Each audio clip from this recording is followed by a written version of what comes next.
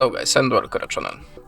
Today I'll show you how you can enable Incognito Mode in the 4 most popular web browsers on your Motorola G23.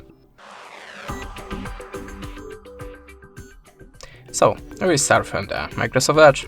In this case you have to tap on the taskbar icon, switch to the in private and just a tab. That's it. The next one is Opera. In the Opera, like before, tap on the taskbar icon, choose private and add a tab. In the Mozilla you can do it by two ways. Just in this window, just click on this arrow mask and now you are in the Incognito Mode. And if you have any site opened, just click on the taskbar icon like before, switch the arrow mask and add private. And the last one, the most popular, the Google Chrome, tap on the arrow icon or taskbar icon and choose new Incognito tab. And now the cache files, cookies and history will be not saved. And that's it. Thanks for watching, leave us a subscribe or a comment, and goodbye.